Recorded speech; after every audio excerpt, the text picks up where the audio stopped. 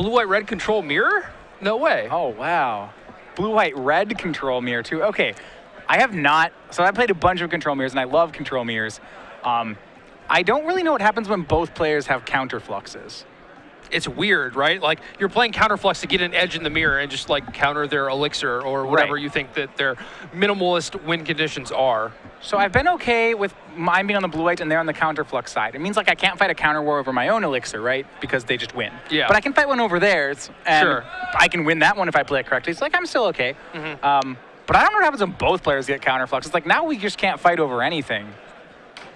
If I save my counterflux for your elixir and you save your counterflux for my elixir, like, what are we doing? I'm not sure what happens. I mean, it looks like Alan went to the Brimmasses in his sideboard as an option.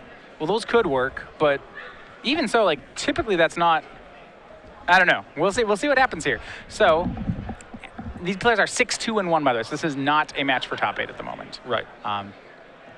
Alan Pennington on the play starts out with a pair of temples, does not have his blue mana source yet, but now he does in Shivan Reef. He starts with an aggressive plan. It's going to be Brimaz, the king of Oreskos.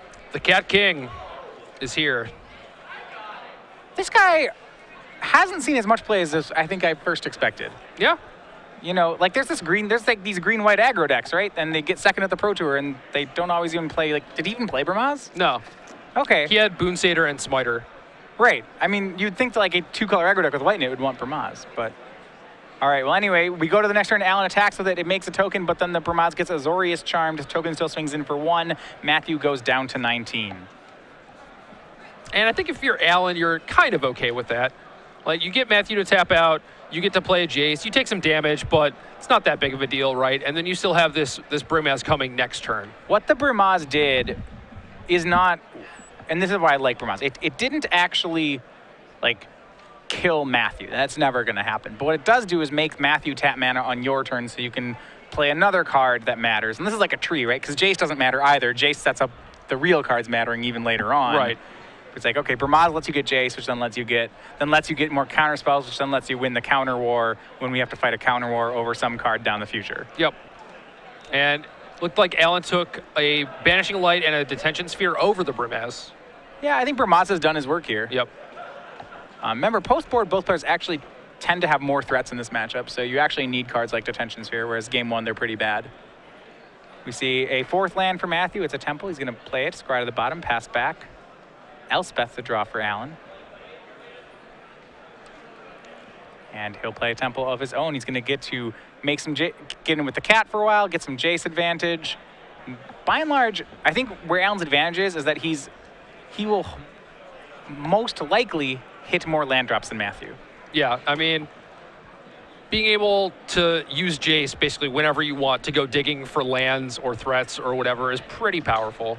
Yeah, Matthew plays land 5. Had the option to Jace that turn, but you see, deciding instead to sit back on cards like a counterflux and a negate that are in his hand. Yeah, it's kind of tough to tap out there, right? And risk your opponent just dropping an Elspeth or something. Yeah, I mean, if you have the answer to Elspeth, maybe it's fine. But, like, if you want to tap out for Jace, this is the last turn that you can do it, because otherwise you risk your opponent tapping out for Aetherling. And that, you just can't let that one happen. Sure. Yeah, so I think waiting a turn until you have negate open is perfectly reasonable. Yep. Jace minuses. We see Temple, Rev. How daring would it be to put both Revs in one pile? It's Why very not? daring. I mean, maybe he's stuck on lands. He's probably not. If my opponent wasn't searching out lands, if he didn't have a Jace, like, if I wasn't confident he had lands, I would definitely make that split. Yeah. You know. But he's going to go ahead and play land 6 untapped, and Alan's going to have to discard here. Too much of a good thing. Discards a temple. And now the jig is kind of up, right? Where if he's discarding an extra land, right, then it's probably not a big deal. Of note, Matthew Norton is playing Elixir of Immortality, whereas Alan Pennington is not. He actually has to win the game. He has an Aetherling, and he's going to have to, like, the spell that we're fighting over here is Matthew's Elixir and Alan's Aetherling. Yeah. And, I mean, it worked out for Alan in game 1. The game went on for a long time, right? But eventually he won. Right. So, I mean, yeah, you can still win that. I mean, you can get, like, the way I like to think about the mirror is what you're trying to do is you're trying to establish counter spell advantage. So to get that, you have to have one, the counter spells in your deck in your hand, and two, you have to have enough mana to cast the counter spells once the counter war starts. So like drawing extra cards is good because it helps you achieve both of those things, but it's not necessary if, say, the other player just, say, draws his dissolves. Right. You know, he can still get you that way.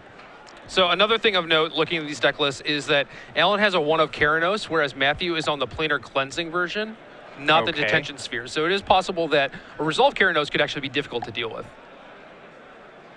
Definitely could be difficult to deal with. There is one deicide in Norton's sideboard, and my guess is if we had a 35-minute game, that Norton got to see that Keranos game 1. Yeah, I would expect as much.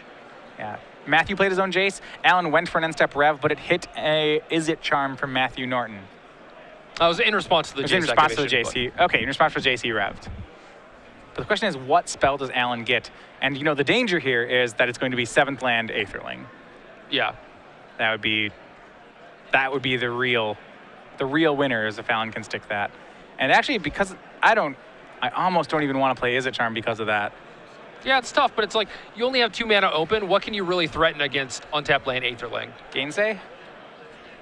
If you play it? Yeah, I mean, that's... Which he doesn't, but your opponent doesn't have to know that. Right, exactly. I mean, they might just do it anyway into your Gainsay. Yeah. But it's a Temple of Epiphany on Alan's side. It's not an untapped land, which means all is safe on the Aetherling front for now. Yeah, I think Alan at this point is just jamming Elspeth. Yeah, so, I mean, it's still not good for Matthew, as Alan now has 2 Planeswalkers to Matthew's 1. And also, what I think is kind of cute here is that, like, that Bramaz token... It can pressure the Jace. Like, it earned its keep, right? Yeah. At first I was like, oh, how cute, there's a little cat left over. And now it actually hits the Jace down to 1. And that's like a pretty relevant 1 point of damage, so. Yeah, I mean, it stops your opponent from activating Jace, which is great. But yeah, he's going to have to plus it to keep all the tokens at bay, which maybe Matthew would have done anyway, right? Because Elspeth made 3 tokens. Maybe. But he doesn't have the option. Yeah, I mean, it's entirely possible that he might just want to go digging for a Planar Cleansing or something this turn anyway. Yeah, so he scries to the bottom there. But his hand is Revelation, Revelation, Negate, Land. I don't know if he has a way to remove Elspeth as of yet. And a difficulty for the Planar Cleansing version is that you actually have to resolve a Planar Cleansing. Like, getting Elspeth off the board is a lot tougher for them. Yeah, it is very difficult. I mean, your window was right there, right? Where it was pretty easy to actually kill the Elspeth if you had a Planar Cleansing. But now it's kind of tough. Yeah, he only has 1 Quicken in his deck, too. If you go back to the Cleansings versions that were popular, like Yvonne Flock's Pro Tour deck, first of all, they had more than 2 Cleansings, and they certainly had more than 1 Quicken. And I think, like, these are important because you kind of need that Quicken Cleansing combo to get off this kind of board. Yeah. It's tough when you're playing 3 colors, though. Yeah, there are extra things he's getting from playing red. He does have access to cards like Turnburn in his deck, which can be... means it pretty much is a generic answer all. Well, when you're the Planar Cleansing version, it's really tough to beat a Desecration Demon, so you need to play a few things like Turnburn. Yeah, Alan continues to tick up his Elspeth, and it passes the turn. Remember, he had spent some main phase mana, and Matthew's going to go for a Rev, and it looks like it's going to work. I don't think Alan has the counter. Or he's just not too worried about it. He's going to counter the removal spell for Elspeth, not counter the Rev. It's only a Rev for 3. It's not actually that good. And we'll see. Did he find the Cleansing? I think Matthew actually had the Cleansing all along, but it does look like he has one in his hand. Well, we may see him go for it. And this Cleansing would be huge, because not only would it get all of Alan's board, it would get Matthew's Jace back. Yeah, I mean, it gives Alan a Jace also. So it's not like you're completely free rolling off getting that free Jace, but it is nice. I think I would much rather have, like, we both have a Jace than neither of us have a Jace. All right, so here's the real test. Planar Cleansing is the spell. Does Alan actually have the counter? And the answer is yes, he had Dissolve. Will Matthew Gainsay back? And he's going to Izzet Charm back. Is there a Dispel from Alan? There is not. Planar Cleansing resets the board. Both players get a Jace. Of note, Alan has another Elspeth in his hand, so we get to fight this war all over again. And Matthew's going to plus his Jace. Yeah, it might be time for Jace to just be a threat. Yeah. Force your opponent. Like, Matthew's hand is already pretty stacked. He has a lot of stuff going on. So maybe he just doesn't need the actual cards. He actually just needs a win condition, and Jace is a pretty reasonable one. I mean, the matchup is slow enough that anything is a win condition, really, right? So, like, the fact that Jace, like, is it reasonable as a win condition? No, we have to play a 4-mana Planeswalker, and then, what, 5 turns later, we get to do something relevant, and there's a million ways to disrupt it. But the fact that it is a win con is just enough. Yeah, I mean, it's kind of like the Brimaz, right? I mean, it's not as early as turn 3, but, like, the clock is ticking, and eventually you have to do something about that. Yeah. You see the replacement Elspeth from Alan. That is the second Elspeth. He only plays 2 in his list. He does not play Elixir. If Matthew removes this one, then we'll be down to just Keranos and Aetherling and Brimaz as the remaining win cons for Alan. So you kind of have to get a checklist in your head, you know, how many things. All right, one Brimaz down, 1 Elspeth down. Got to get the rest of them. So that's an interesting thing. Alan just used the -2 on Jace, and the split was Izzet Charm versus Jace and a Temple, and he didn't take the Izzet Charm, but he has an Izzet Charm in his hand. So now Matthew might just be like, oh, you know, he doesn't have that thing. Maybe I'll just fire off like this big revelation. Yeah, because that definitely could happen. I like the split from Matthew. There's a certain point in this matchup where Jace stops mattering. Right. I mean, Matthew's Jace matters because it got to plus first. You know, but like Alan's Jace that had to act second doesn't matter. Yeah. Because when they have the race to who can -8 first, Matthew wins. I mean, Alan still has that Banishing Light that Matthew knew about from forever ago. Okay, so he's not actually, not as comfortable plussing. We see a -2 from Jace. We see Planar Cleansing, a land, and an Elspeth. 2 white cards will surely be split here. So Planar Cleansing is almost certainly the card you're scared of if you're in Alan's seat, right? So yes. Do you split it Planar Cleansing versus, or do you just try and pretend like that's not an issue and just like give him the land instead? The land just doesn't matter. Right. Yeah, you give him... I'd probably still split this. I don't want to give him a free land just yet. There's actually an argument to giving him the land. If you're playing like an Elixir Mirror, you'd want to give him the land. It's less cards in your deck? Yes, exactly. Cards that don't, you know... Like, oftentimes, you get to the point in the game where so few cards matter. Say you flip 3 and you flip, like, land, dissolve. Yeah, off your Jace. I split 3 zeros. Like, if you want that dissolve, you better mill yourself for 2. I've heard of games ending that way, and that actually happened in the earlier turns where Alan did the, like, Rev land, and he picked up Rev and land, and then in his end step, he discarded the land that he got off the Jace, which might have mattered. Like, maybe you just want that in your deck. So you just take Rev and you ship Rev land? This is why I love these control mirrors. Like, that's just weird. Like, no. I don't want this card. It has to go back in. You have to pay attention to things that normally you wouldn't have to. Matthew, the Planar Cleansing does resolve, so both Elspeths are down. Alan's going to try for another Jace, and they're actually going to fight a counter war over this one. It almost got negated, but Izzet Charm took care of the negate. Be curious to see if this Jace actually ticks up. I would think so. So here's what I'm thinking if I'm on Alan's side, right? There's only like maybe 1 Planar Cleansing left. If I counter that and I counterflux the Elixir, I'm gold. Right, or, I mean, maybe you don't even need to do that. Maybe you just Jace into Keranos and something else like an Elspeth, and then you just try and ride those. Right. I mean, fighting the counter war over this Jace is scary because now, like, Matthew might win, might get to resolve a big revelation, which would probably just put Alan permanently on the, like, not controlling side of the control. Yeah, I mean, that's certainly true, but he still has that counterflex if he really wants to pull the trigger. Right. On stopping a big Rev.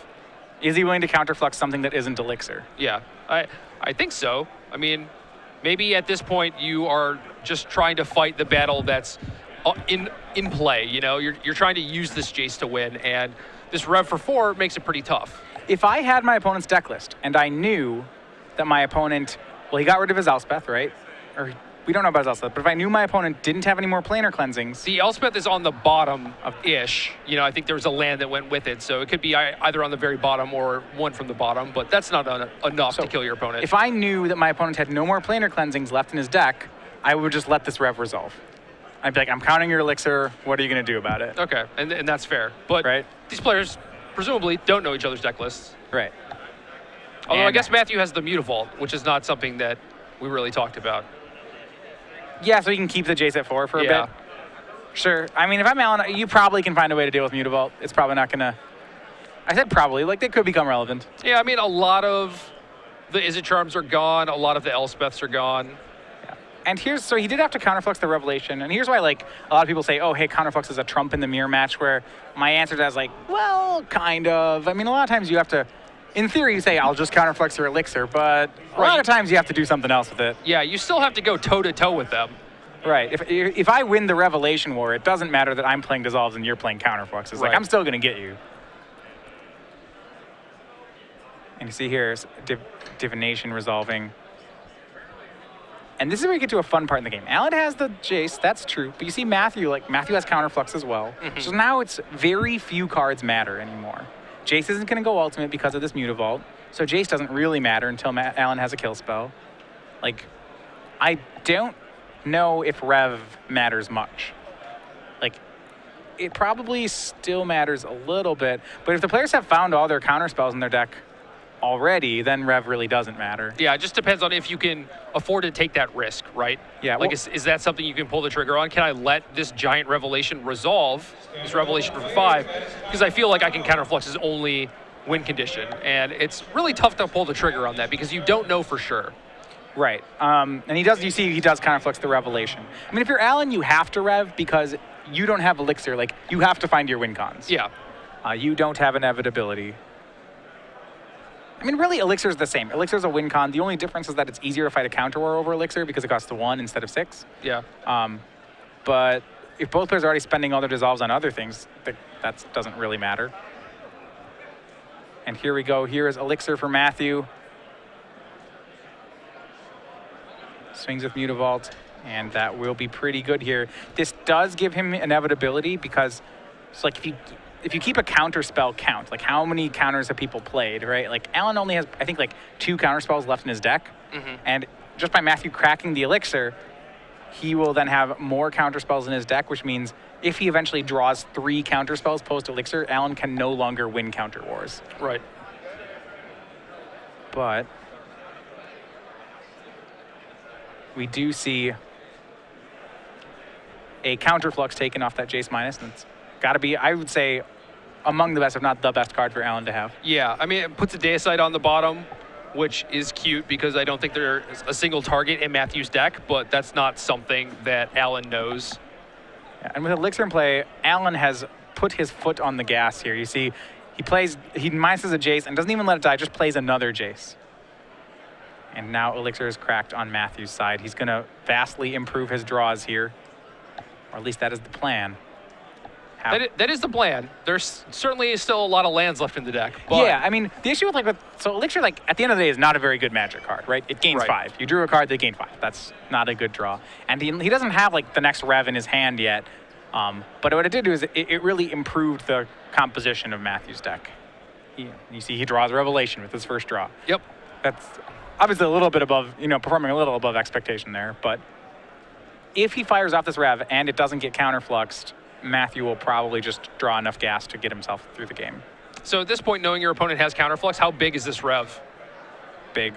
Make him counterflux it. He's going to counterflux it anyway. Okay. Just make sure he does, right? He's going to dissolve it. And if you're Matthew, that's unfortunate. Yeah, it's unfortunate, but it's got another. There are plenty more Revs where that came from. You just need to find one. And this game is not really going anywhere in the meantime. If you see dissolve, and that's the real downside, right? Yeah. Because he drew dissolve that turn. It's like, well, if he'd waited a turn, then he could have dissolved back on the dissolve, and then he would have gotten both counter spells. Yeah. And I think if you're in Matthew's spot, I mean, you still make your play. Yeah, you're down a game. There's not a lot of time left. You got to put something together, right? Yeah. You drew Planar Cleansing for the turn. No real need for that card yet, I wouldn't think. Not unless you want to cleansing away this Jace and start actually getting aggressive with Mutavault. Oh, man. And that's what he's going to do. He's going to do that play, sure. Will it draw the negate? Is Alan actually worried about the 8-turn clock that Jace presents? Possibly. Maybe. I mean, it takes the clock off the Mutavault. Yeah, he's going to do it. All right. I mean, that's a big win for Matthew. So Alan was on a double counterspell hand. Like, remember, the counterspells are the most important cards in this matchup. Yep. And the fact that you got to get rid of a negate with a card like Planar Cleansing, it's like 2 thumbs up. What is it? My kind of joke about the matchup is the most important card is Dissolve, You said, like, how is that possible? Like, what is it that you want to counter so bad? And my answer is, well, my opponent's dissolves. Yeah. Every time I get them to dissolve something that's not one of my dissolves, I feel good about it. You are right. These matchups are weird. Matthew just got to double up on his Mutavaults, so given enough time, that Jace is going down. Yeah, his hand is Izzet Charm plus Dissolve. We actually will probably see Matthew save that Izzet Charm and use the -2 mode on it as soon as he draws 2 losers. Yeah. Yeah, the counterspell is probably not going to happen at this stage in the game, right? So yeah, you just try and cash this in for whatever. And this is why the Cracked Elixir is going to slowly pull Matthew ahead. You see his draw for this turn was Syncopate.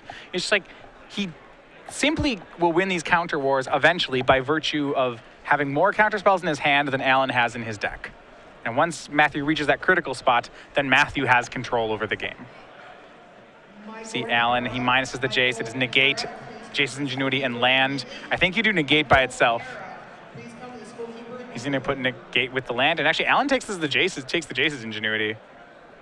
Yeah, I don't know. It's tough because, like, at this point, I think you should feel like you're kind of far behind if you're Alan. So maybe, depending on your deck composition, you need this Ingenuity to actually serve up a bunch of business. Like, one negate is probably not going to get it done. It's like you need your Keranos and your Aetherling, and you need to draw them as soon as possible, and then like jam both of them and hope one sticks. Right. I could definitely see that. He's going to go ahead and cast main phase the Ingenuity. Yeah, he's digging. He's trying to find it. And if you're Matthew, you can't fight over this, I don't think. No, just save your counterspell for the thing that matters. Or alternatively, like Syncopate is a card that might not be live the entire game. Yeah. Whereas something like Dissolve, which he does use, I feel like unless he is just trying to bait out a counterspell here, yeah, you might be better off just saving that for the actual thing that matters. I don't like the Dissolve on the Ingenuity, but now I like the Dissolve because you got your opponent's Dissolve with it. So I'm like, hey, great. I actually countered his Dissolve. That's the card I always want to counter is their Dissolves. Sure. I want my Dissolves to hit their counterspells, and I want their Dissolves to hit something else. So now Alan gets to scry first before his Ingenuity. He gets to look at potentially 4 cards this turn. First one's on top, so this is probably a good one. We'll see what it was. It was a Burmaz. So Burmaz, land, land. But that second land looks like a Mutavault. It is, indeed. 5 minutes remaining in the round. Can Matthew close it out? Remember, he does play 1 Aetherling of his own. You might get the 1-0 win from Alan. I'm not sure. We'll see. He's going to go ahead and cast that Burmaz. Not hugely. I want to say I'm not hugely worried about that if I'm Matthew. Maybe I am. I mean, you can just double block it with some Mutavaults, right? It was nice that the Mutavaults are pressuring Jace, but not necessary. Yeah. Like, I would probably be okay doing that. I think the game is past the point where if you just deal with Jace, maybe you can actually kill Alan with Mutavault. No, it's not happening. That was never the... Like, I never kill people with Mutavaults when I play Control. I understand that, like, sometimes there's a threat, and, like, you know, we can talk about how, yeah, eventually I'll kill you with Mutavaults, but, like, I'm so, like, loosey-goosey on the plan. It's like, I'll like, hit him with it a couple times, and then they'll do something, and I'll be like, yeah, okay, I'm off the Mutavault plan. That was nice. I don't know. I think it's a plan. Like, you have to be cognizant of all the potential ways to win the game, right? If that's your best way to win, then by all means, win the game that way. All right, Matthew actually snags it with the Syncopate.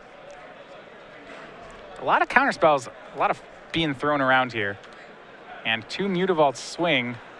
Jace was minused that turn, and if he hadn't been minused, Alan would just start getting to eat Matthew's Mutavaults with his own. Yeah, but I think he needed to go digging that turn. Otherwise, he would have just done nothing. Yeah, Dissolve is another draw for Alan.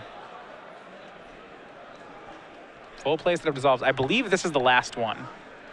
Okay. And I want to say if I'm counting, I think he's running out of, I think this is his last counterspell. He has 2 counterfluxes post board.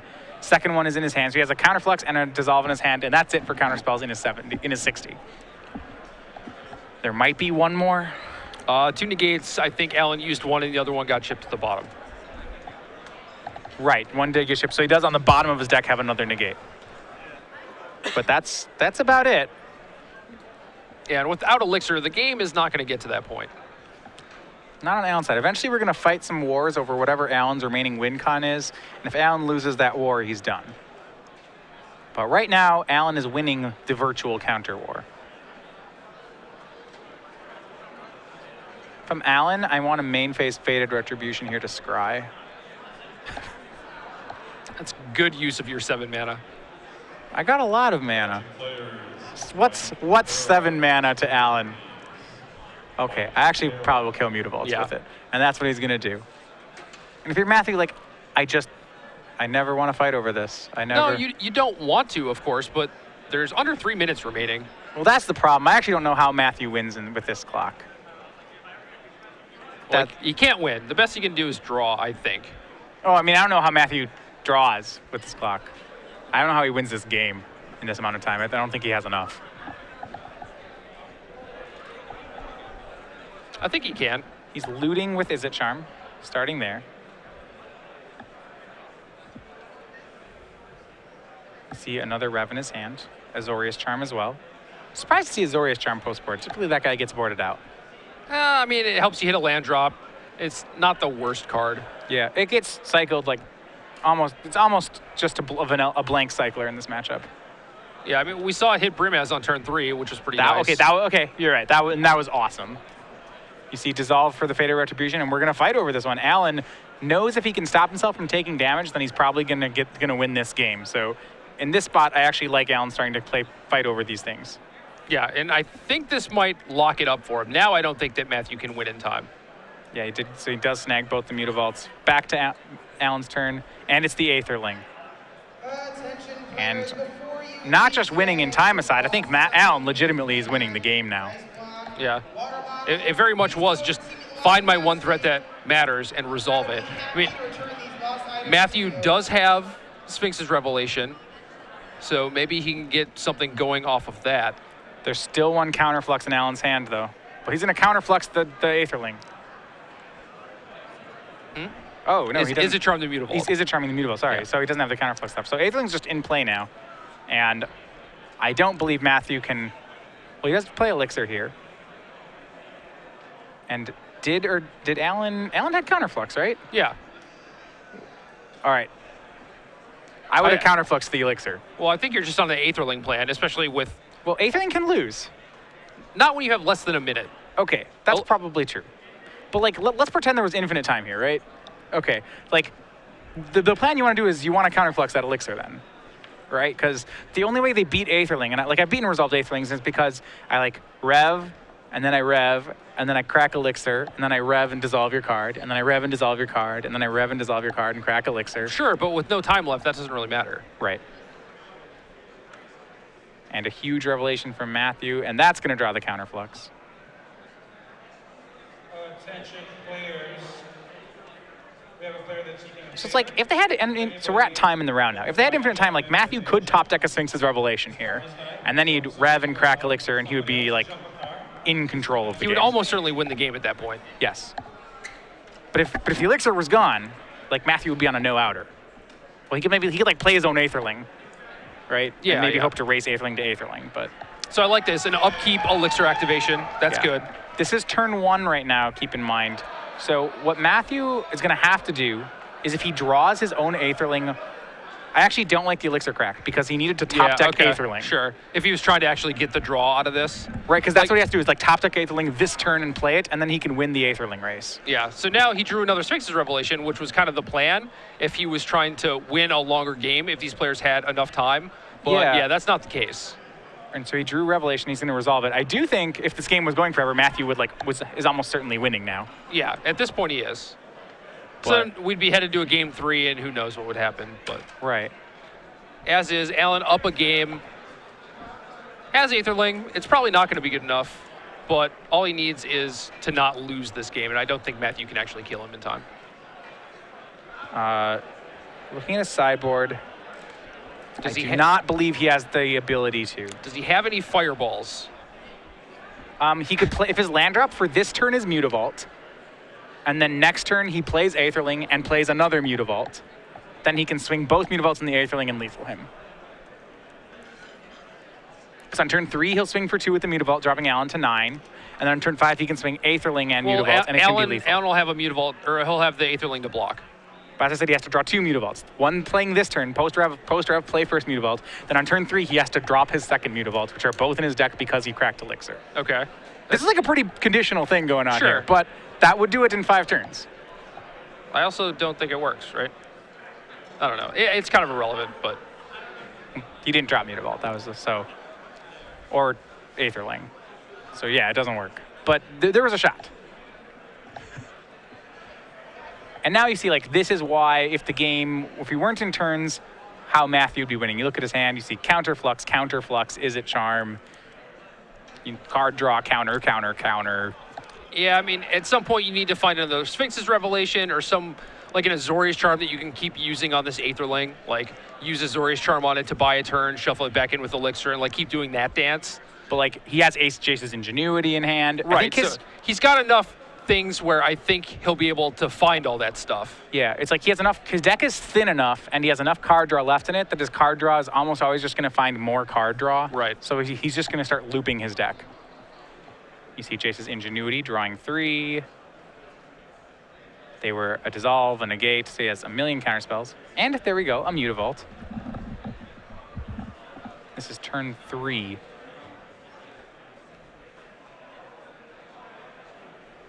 Yeah, you're right. He would have to find a Rev, otherwise this Aetherling could just get him. I mean, he's done basically what you wanted to do, right? Where he sculpted this endgame where his hand is something like 6 counterspells. Yes. Once he has more counterspells in hand than Alan has in Alan's deck, then he's reached the end game. Right. And you see here he plays Elspeth and pluses it. But not much she can do here as we go to turn 4. Alan drew his Keranos. So that was that other win con we were talking about.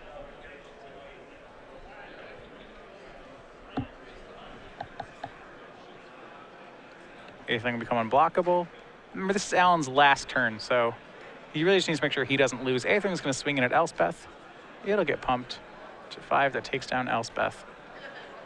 And with 3 1/1s and a Mutavault, there's no way Matthew's going to deal 11 here. Detention Sphere gets counterfluxed. Sure. And Aethling will probably get blinked out to become a blocker. We'll see. First, it looks like he's going to make a Keranos first. Because why not? Sure. There's still a Deicide in Matthew's hand. It's been there the entire time. Yeah. So Just finally waiting. get that one. Waiting for the one of Keranos. I would do it. Before I scooped, I would Deicide the Keranos. Show him that I got it covered. Yeah. But there you have it. 1-0. Alan Pennington finishes the tournament 7-2-1. Certainly, probably